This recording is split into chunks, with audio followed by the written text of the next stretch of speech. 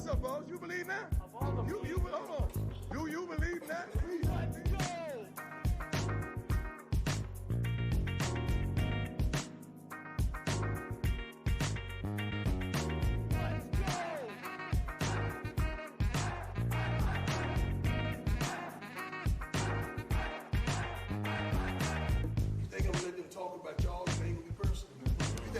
Doubt y'all and ain't gonna be personal. You think I'm gonna let them naysay y'all and ain't gonna get personal?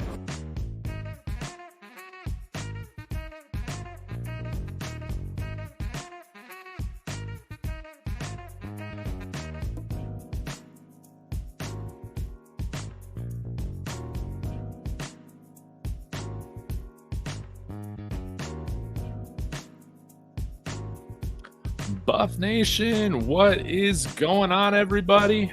Hope you're having a wonderful day. Thank you so much for tuning in here. Got a really exciting film room here on Keaten Wade. Excited to see what you guys think about this player as well, because I think that he's one of the most versatile players that we got on the defense right now. And after taking a little bit of a dive into him, at least looking at this game that he played against Tennessee this past year, I really am wondering if he's like Sean Livingston's type of player. Now, you probably have seen the thumbnail on the video. I also got Roquan Smith on there, okay? I'm not saying that Keaten Wade is Roquan Smith, but I think a lot of what Roquan Smith brings to the table, obviously, is a versatility and ability to do pretty much anything you need him to do on the football field when it comes to run support, pass rush, even in pass coverage. He's really stout in all of those different skills. And when I take a look at Keaten Wade and what he's doing, he provides a versatility that can really make it hard on offenses to scheme against, because he's a player that can do a variety of different things on the field. So yeah, you'll see when I bring up a handful of these plays at Kentucky, they kind of had him doing all sorts of stuff. Of course, they had him over at edge, but you'll see they had him more in a traditional outside linebacker position. You see that they bring him out in slot coverage. Sometimes you've seen him brought inside as an inside linebacker. And so when you have a guy like that on the field, it just makes it that much more difficult for the offense to get a read on, okay, this is the type of coverage that they're going to be running against us. And I'm just trying to think about it from an athletic point of view. Like, let's take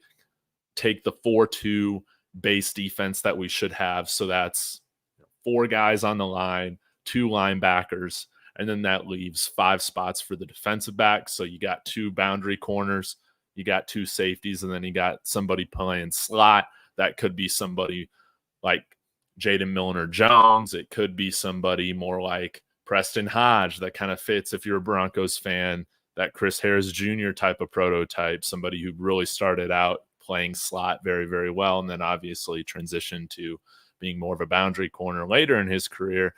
But I'm just trying to think of, like, in that 4-2 base defense, okay, if we're just trying to get our best athletes on the field, I'm wondering if we stick Keaten Wade in some of these sets at linebacker next to somebody like Jalen Wester, and then we have our front 4 being the likes of BJ Green, Samuel Okunloa, Chidozie Nwankwo, and maybe Tarian Carter or somebody else there on the inside. But I think it would be a pretty interesting idea to have him playing some more linebacker snaps compared to just edge or lining up on the defensive line.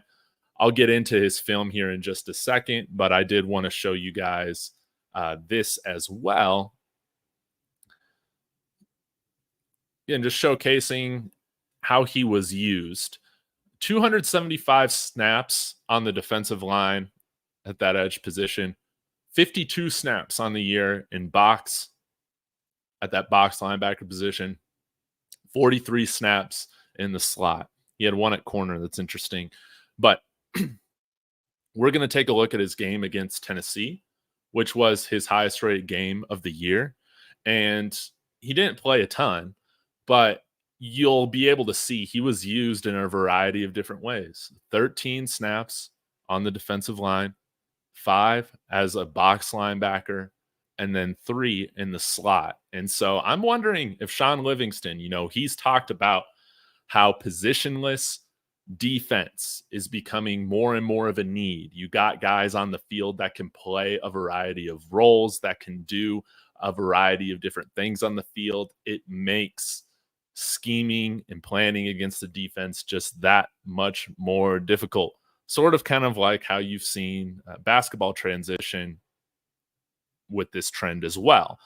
I think Keaten Wade could definitely be an X factor for us on the defense because of his versatility. So let me go ahead and share my screen again, and we can get started with this, and then I'll get to some of your comments. So would appreciate a like. Let me know your thoughts in the comments as well. This is supposed to be an open dialogue. All right, so first play right here. And this isn't really anything like earth-shattering. Here you'll see Keaten Wade right here lining up in that edge position. And I just like to see this type of desire here. You see provides a rush against the left tackle. It's a run play, but I just like to see his desire here for him to continue to go downfield, and he doesn't check out of the play. Doesn't have the speed to catch up to this running back, sadly, but that's things I like to see, guys not quitting on the plays. Here's a quicker look at it. Him playing that edge position, trying to get over. Just, running back took a good angle there. Oh, well. Get him next time. But let's go ahead and check out some other ways in which he was utilized. I think here at 420. Okay, we got a 3rd and 14 for Tennessee. And Keaten Wade's right here. So they have kind of a 3-down lineman look. And he's playing linebacker. And I thought this was kind of interesting. They got him inside.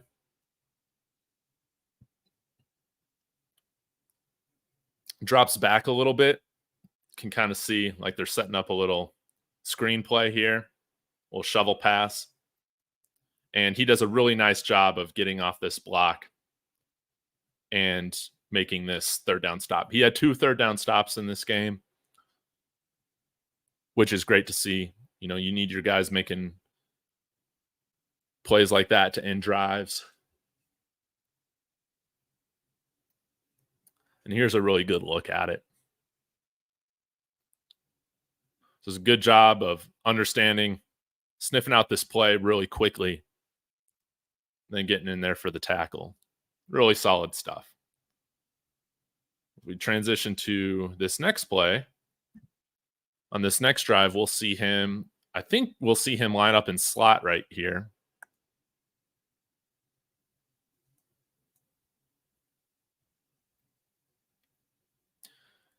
Right here. And then we'll actually see him provide a pass rush out of this set. So with the motion, tight end coming in here, comes in a little bit on the line. He's able to pass rush right there. Moving Joe Milton. He does a good job stepping up in the pocket. But we know Joe Milton, not the best deep ball accuracy. Incomplete.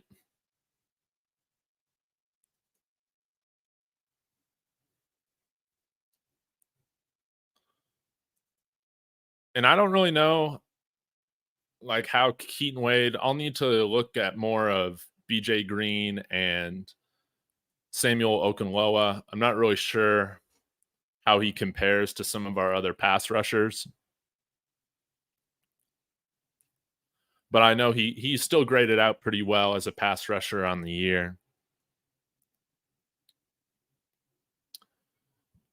535, this next play, we're going to see him out in coverage. Again, playing this little slot position, covering this tight end. It's actually a run play, and he ends up coming over to help in run support.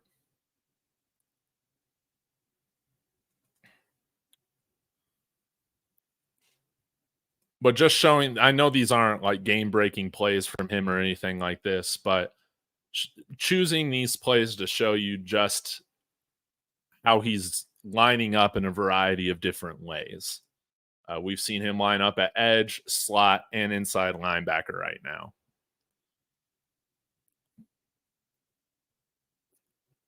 So let's go to 558, this next one. Yeah, I guess he had this whole series. Now you see him here up top, having this, I don't know, I guess you could call this an edge or outside linebacker position here. Slot. But just gashed up the middle. Kentucky had a hard time with stopping the run in this game. But yeah, you can see him here lining up here outside. Really great job by the Tennessee line.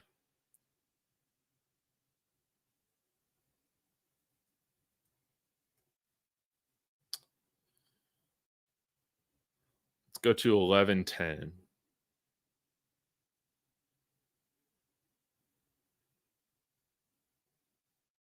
Okay, we got a 1st and 10. See Keaten Wade again over here, kind of in this star position. 3 linebacker look. And just coming up here to help in run support.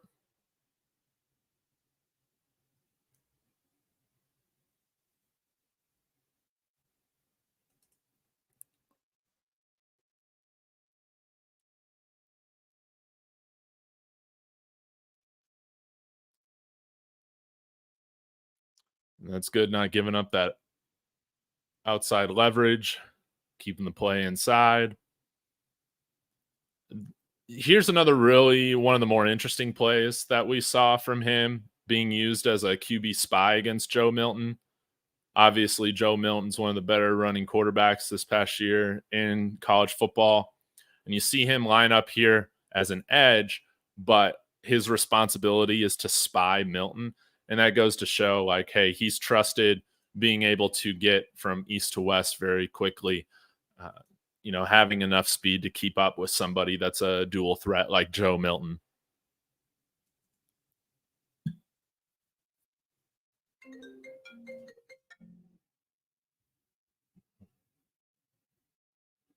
All right, let's see it here. Kind of fakes this little pass rush here and then drops back into this spy roll against Joe Milton.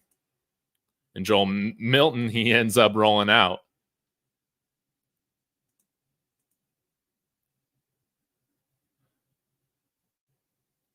See, was it complete?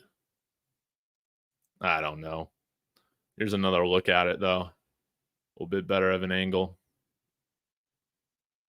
Come on now.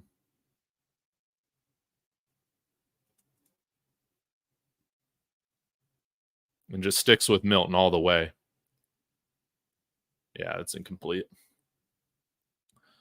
Let's go to 1833. We'll see a nice little tackle for loss right here.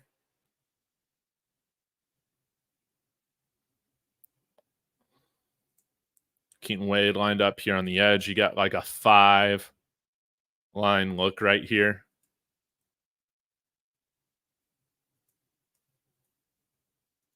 He does a really good job of getting past this lineman and reading this option here, taking down Joe Milton. A lot easier said than done, bringing down a quarterback of that size.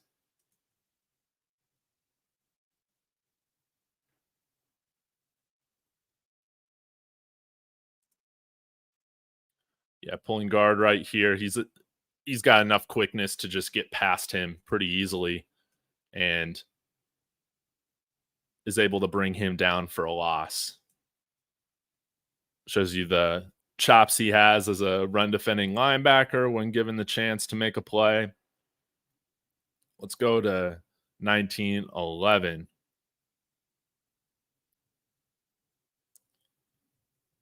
This is just another little pass rush look. You see him lining up here out wide. Little stunt inside.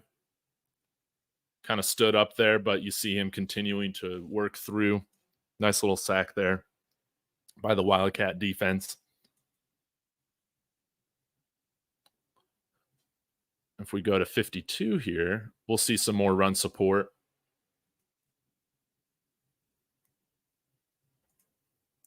See him. They got him playing kind of this outside linebacker role right here. I don't know if you would count this as playing slot or linebacker, but anyway, coming up there and run support. Again, biggest thing I want y'all to pay attention to is just the versatility, the different positions they have him in.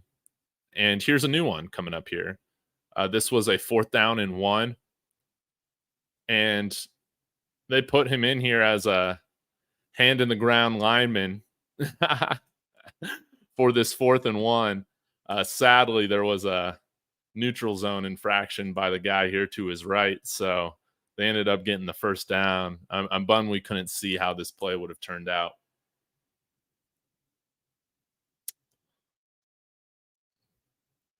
And we can see some more of him playing some outside linebacker here in this 3-3-5 set.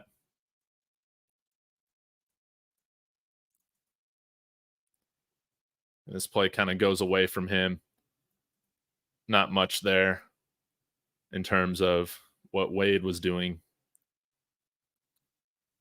But then lastly, I want to show this one, 25-56 here. Again, just him being used in pass coverage.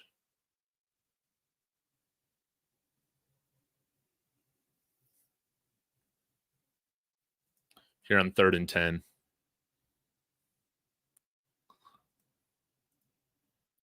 Wade is right here, dropping back. I think he provides pretty nice coverage here in this zone.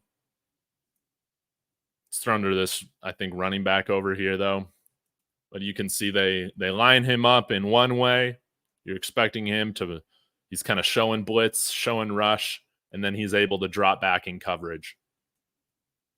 So a guy that can do a lot of different things.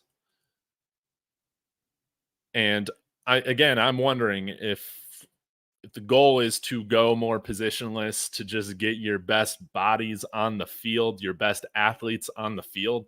I'm wondering, I know he didn't play a ton in box. Again, 13 snaps on that edge position, 5 in the box, and then like 3 in the slot, something like that. But I'm wondering if you might see him more like playing inside, playing outside, linebacker rather than just, complete or solely edge. He's 6'5", I think, 6'5", 250, something like that. So provides great size and speed. Yeah, 6'5", 250. I think he's got good speed for his size. What's funny is that they say Roquan Smith is like 236 pounds. I don't think that's true at all. I mean, he looks more like he's like 270 to me on the field, right? But yeah, all that to say, I am wondering if Livingston does some different things with him than what we saw him used at Kentucky in terms of where we're putting him at with linebacker. Because right now we got Jalen Wester, and then outside of that, there's not really a linebacker that I feel very confident in having on the field full time. Granted, I don't know if this would be Keaten Wade's natural position. I don't know what he played in high school. I haven't looked at that. But in terms of the type of athlete he is, when you're moving like that at 6'5", 250, you can cover, you can blitz, you can provide help in the run defense as well. That might help with having him be one of those starting 2 linebackers in that 4-2 set. You could even move him out wide or outside to help with pass coverage or keep him inside. He just provides some versatility. He doesn't, or he keeps the offenses guessing, so to speak.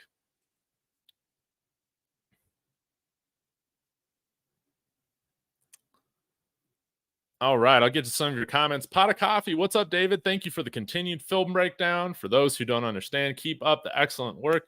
Thank you so much. Again, guys, I am not a football coach. I'm not a film guru, but I enjoy taking a look at this and trying to point out some things that I'm noticing. And like I showed or talked about in this past week on some of my videos, you guys have helped me understand what I'm seeing on film better as well. So this is a open community, an open dialogue, and I'm interested to hear what you guys think about how Keaten Wade might be utilized. But that's kind of how I see it. I think he's one of our better athletes on defense right now. If he's not going to start at edge, maybe we just put him at linebacker. Lamar, did Hart get demoted? I haven't seen any of that. That's an interesting thing. Let me check my Twitter here real quick. Andre Hart. I don't think he got demoted.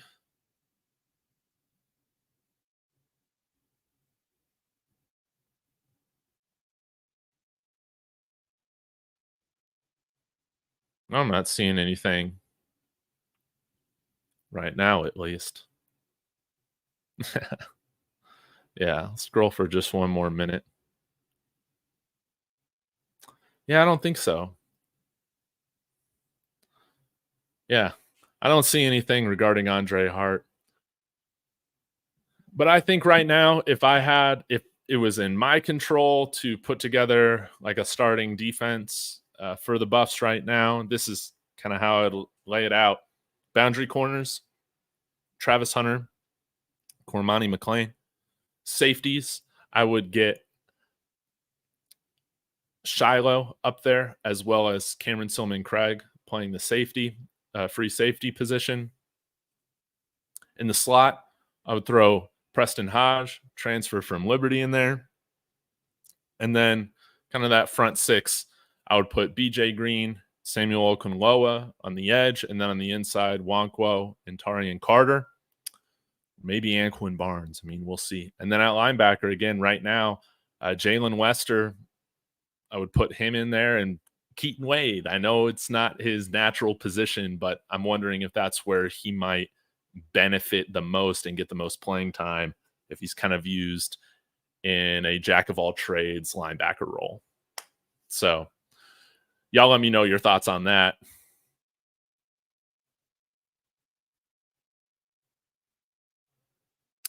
Oh, Lamar, you're saying did Hart get demoted because all the linebackers and edges are all in the same room? No idea. I got no idea. Were our inside linebackers in that meeting, such as Bentley? Polymath, when do you think a proper DC interview is going to be, and when is media day? No idea. I imagine we'll hear from the DC during spring practices, so starting up here in like a month or so. In terms of a media day, I'm guessing it would happen sometime this spring. I'm trying to remember when they did it last year, but it might be a little while before we see a sit-down interview with Sean Livingston. That probably won't happen, until spring practices start. He did do an interview with Mark Johnson, voice of the Buffs, on the CU Buffs football YouTube account. It was like 5 minutes long, maybe a little bit less than that. But it was nice to hear him talk just a little bit. Oh, that's interesting that you saw Nebraska do more lately. Yeah, I don't think, God, these robocalls, they've been getting crazy over the past like 2 months. What the heck? All right. Anyways. Yeah, I don't think you'll see any press conferences done soon.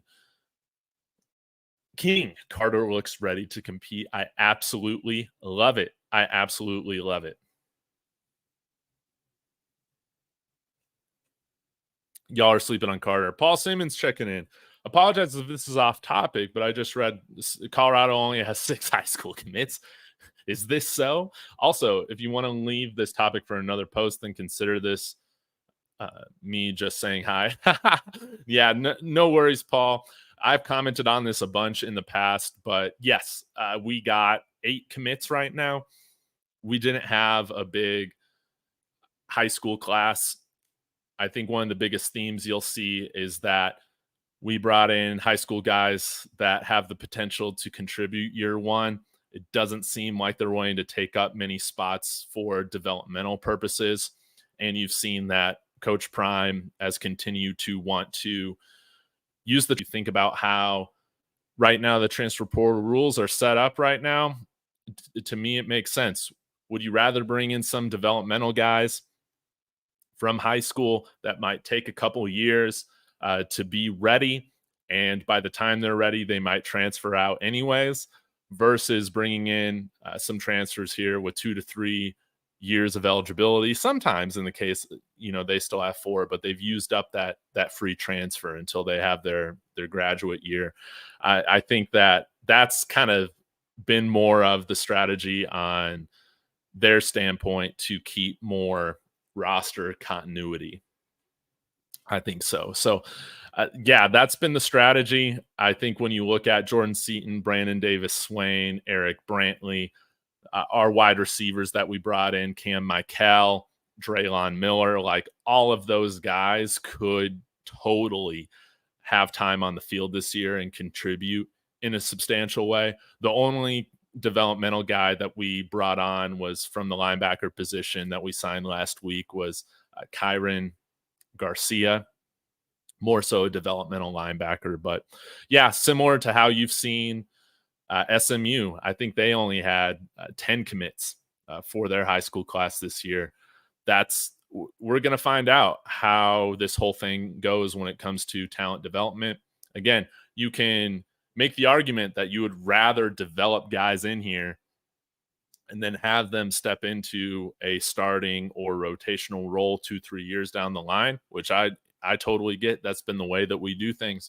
But some of these other schools, including Colorado, they seem to be taking more of the approach of, hey, do I want to go grab a bunch of 86 rated guys out of high school that have high school bodies that are probably a few years away from contributing, or do I want to go grab a guy in the transfer portal that's redshirted, that's been in a college program for a couple of years, they're a college body, and try and get more production right away from a player like that? And I understand that. I mean, that's how you've seen guys like, or why you've seen guys like Anquin Barnes or Quincy Wiggins. Quincy Wiggins was, a top 50 recruit here a couple years ago, number 1 player in the state of Louisiana, going to LSU as an edge, but he's only played like 50 or 60 snaps throughout his college career right now. Would you rather take a bet on him making the jump after 2 years in college, or again, going after an 87 rated guy, hoping that, he can be a 3-star that surprises you? If you're wanting instant, like helpful reps on the field, right? Instant production. That's the strategy. That's the approach. And yeah, Coach Prime isn't the only one doing it. I think you've seen there's been a lot less kids out of high school straight up going Power 4 now. Kind of the route is now you got to go FCS, G5, and then transfer up. It seems like kind of how the trend is going right now. Chris Million, where do you get the film breakdown of the plays? I pay a guy who provides me with it.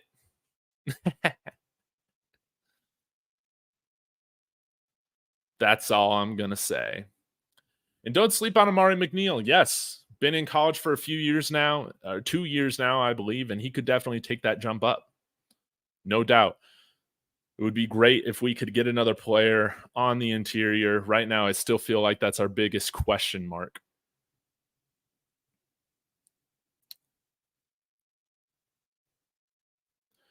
And Lamar, we will have a bigger high school class this next year just because of how the eligibility chart is breaking down. We'll see a lot more guys kind of move on after this next year, and you will see a larger recruiting class. I think also you would have seen us. I was expecting like 15 to 17 guys coming in here for this year's class. Might we have gotten in between 10 and 15, say, if we had a winning record this past year? I think so. I think so. We would have been in on a lot more of those high-end recruits, but how Coach Prime is looking at it right now, if they're not a blue chip high school guy, he's not very interested in those guys.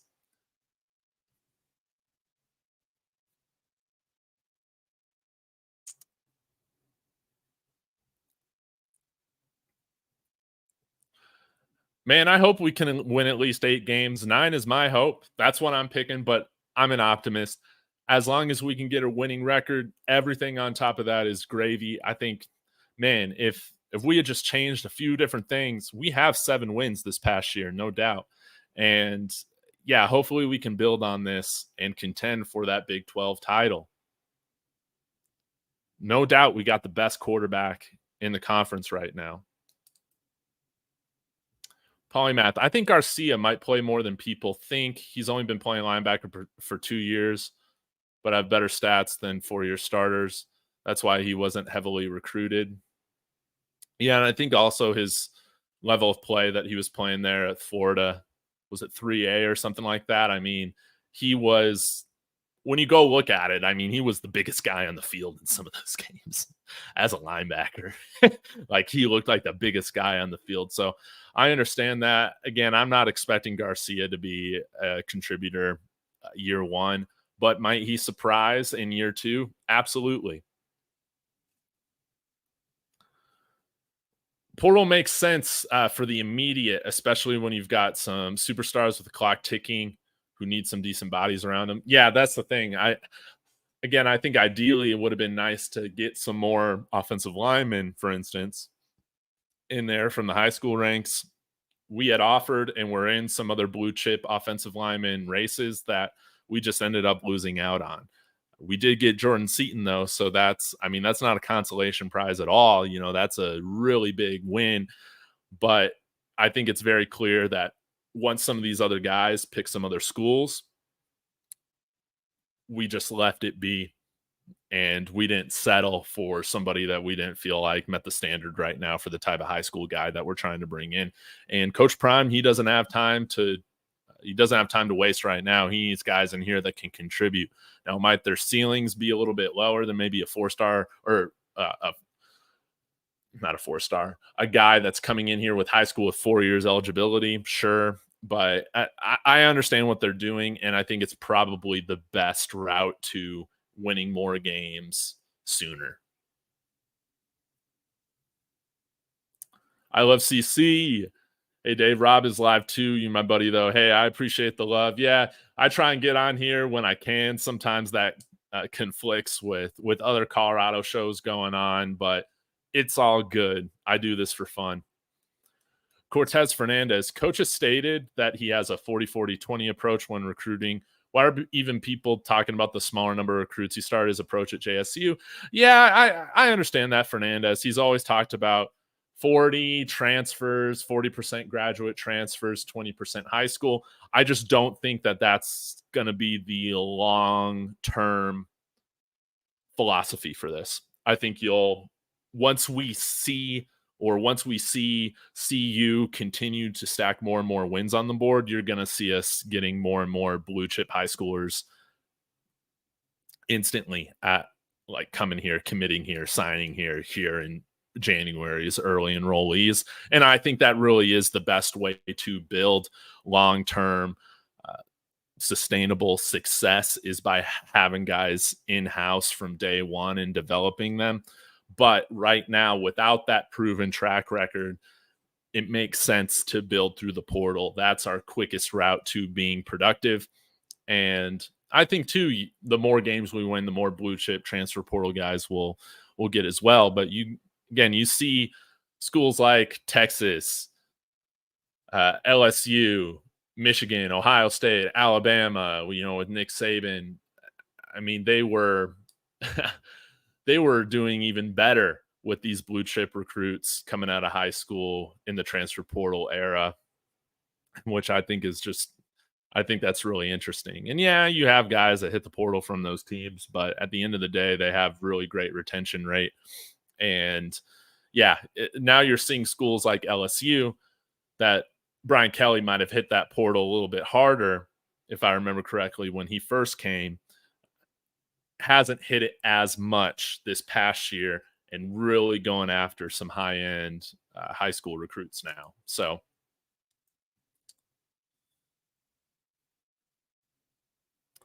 but Cortez, I wouldn't say that this recruiting approach is anything unique to Coach Prime. I think maybe the way in which he's publicized it is, but you've seen other schools build heavily through the transfer portal. People just have a more of a eye on it because it is Coach Prime. But I wouldn't say that this is anything like earth shattering. I think the way that he's going about it totally is disruptive, but we've seen other schools provide this approach. Maybe not to the level that he did this past year where he just gutted the entire roster, but that had to happen. A lot of people won't understand that if you weren't following this team in 2022, but I mean, that thing had to happen. Keck, Arizona State said they got to win now, coach leaving soon. Tell me where.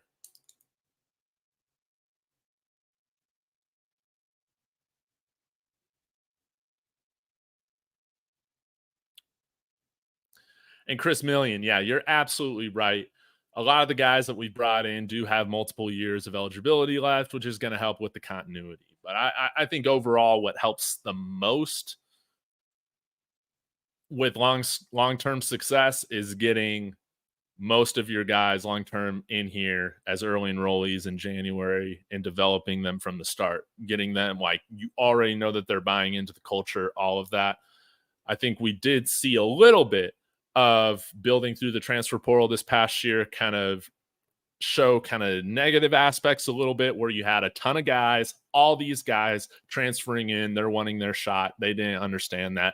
Thankfully, I feel like the guys that made the most noise and complained the most are out of the program now, which is great. But we can't have, and I don't think that this is the case this year with transfers coming in here that are going to be complaining about not getting balls thrown to them. They know what they're getting into. That's kind of how I see it.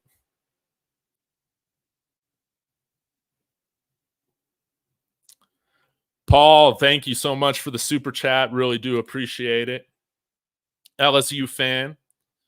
Keck, he will be and will be an assistant in the. You think Deion Sanders wants to be an assistant? I'm sorry, Keck. I am not buying that one bit. Deion Sanders, Coach Prime does not strike me as somebody who is okay not running the show himself. I totally disagree with that. It's all about his son. Watch. Okay, what's he going to coach? It's not like he's been calling plays anywhere. I totally disagree with that. I think his calling and where he best fits is college football, because he can be the man. He can run the program how he wants to. Like, he is built for college football. And I don't even think that he really has the NFL on his mind at all, because do you want to just take orders from billionaire owners? That's a whole different thing than having to answer to a board of trustees in some sense. But he is given way more power than he would ever be given in the NFL, and also a longer leash. Let's talk about that too. NFL coaches, whether you're good or bad, most of them are fired every 3 to 4 years at most. Does he want to deal with that? I don't know. Could I see maybe a couple fits down the line? If Al Davis was still alive, I could see Al Davis giving him the agency to run the Raiders how he wants to run it. But yeah, I don't see him as a shoe-in fit for the NFL at all. At some point, like, you got to let your kids go. You got to let your kids live their lives. I think Coach Prime's going to let them do that when they go to the NFL. You can't baby them forever, or you can't just coach them for forever. And even if he does, for instance, go to the Atlanta Falcons, it's going to be a short window too, man. Again, NFL teams Arthur Smith was hired 2 years ago and Arthur Blank already fired him. You have to win instantly or you're gone. I don't see why he would want to put up with that bullshit.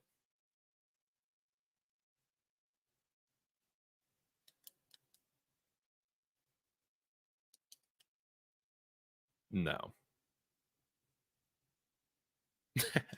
Yeah, others use the portal, but they haven't stated the 40-40-20 philosophy. I think that's very fair. I'm not suggesting that he invented it, but he has promoted it publicly as a philosophy. The portal is new. Yes, very correct, Cortez. You're absolutely right on that. And again, that's why people are paying closer attention to what's going on here, is because he has a strategy and he's sticking to it. I mean, we've seen that both recruiting seasons now. We have 2 seasons to take a look at. It's been transfer portal heavy. I think we will have a bigger recruiting class this next year, but it would not shock me again if our transfers coming in next year outweigh the amount of high school guys that we're bringing in. But I think eventually, if Coach Prime is seeing success with this thing, we'll see more and more blue chip guys come here from high school, and that ratio will continue to be lower. But I think right now you're starting to see this trend be a successful one in college football. And I think that he's ahead of the game when it comes to some of these other coaches understanding how to use it. Dabo Sweeney. All right, guys. Thank you so much for tuning in. I got to get back to it. Time will tell. Absolutely, Keck. Absolutely. And again, think about the money too. You're not being paid $5, $6, $7, $8 million as a defensive backs coach. Prime says it's not about the money, but the money does show you how appreciated you are, and you're not making that kind of coin as a defensive backs coach in the NFL. So I think that I think he is built for this. K-Vizzy, I'm sorry that you're a little late. Be sure to check out the stream, the little film session. Would love to hear your thoughts on how you think we might best use Keaten Wade. It's not the flashiest film review or anything like that, but just showing how he was used in a variety of roles this past year at Kentucky and how Sean Livingston might like that. So thank you guys for tuning in. I'm going to get out of here. Y'all have a wonderful afternoon. And as always, everybody, go Buffs.